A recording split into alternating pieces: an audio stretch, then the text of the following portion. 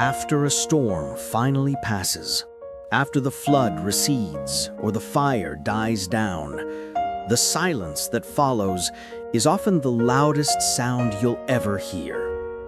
If you've ever stood in that kind of quiet, staring at a world that's been completely rearranged, where the life you knew is just gone, you know the exact moment one question hits you.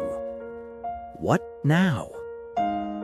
This is the story of a small town called Oak Haven.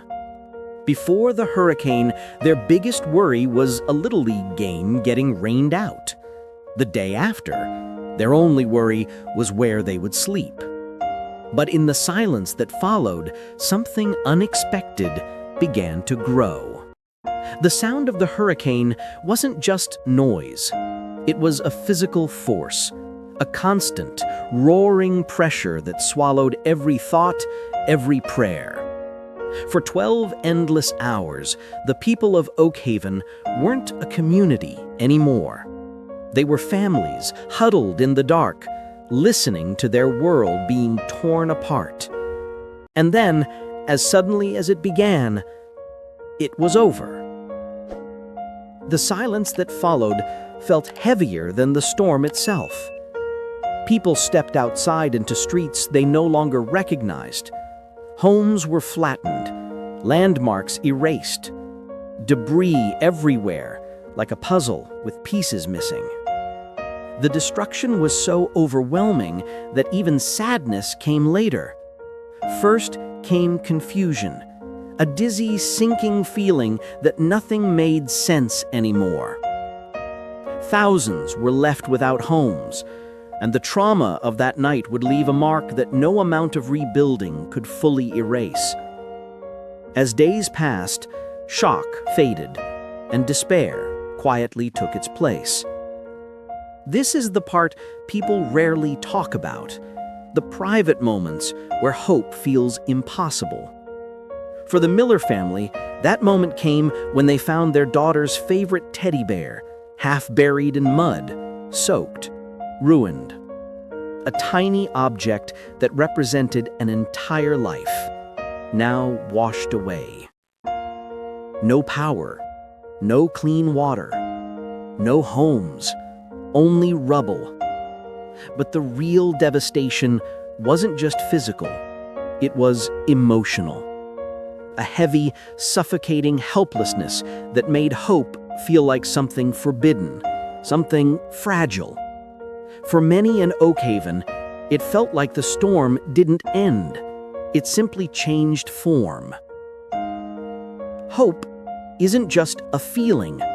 Hope is a decision. And for Oak Haven, that decision arrived quietly, inside a simple thermos of coffee. An elderly man whose own home was shattered walked down his ruined street. He found a neighbor sitting silently on what used to be a porch and handed him a warm cup.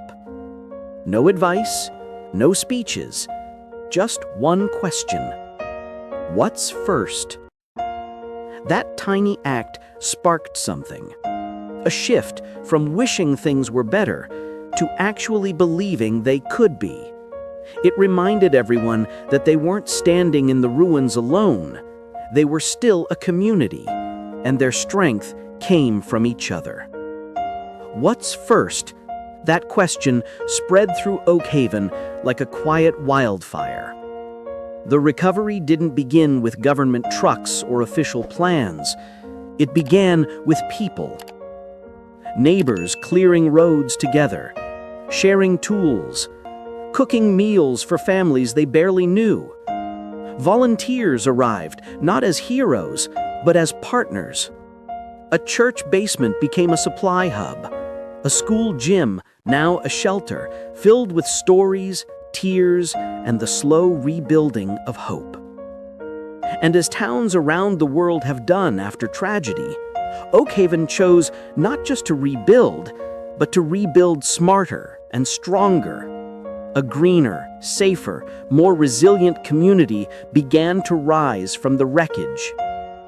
Today, Oak Haven isn't the same place it used to be. Some scars are still visible, some wounds are still healing, but the spirit of Oak Haven, stronger than ever. The storm didn't break them, it revealed them. It showed that resilience isn't about avoiding pain, it's about walking through it. And hope isn't something you wait for, it's something you choose again and again, even when everything else has been washed away. Oak Haven didn't just rebuild houses, they rebuilt each other.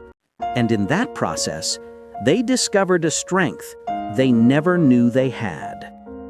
If this story moved you and you want more real stories of hope, courage, and resilience, subscribe to our channel.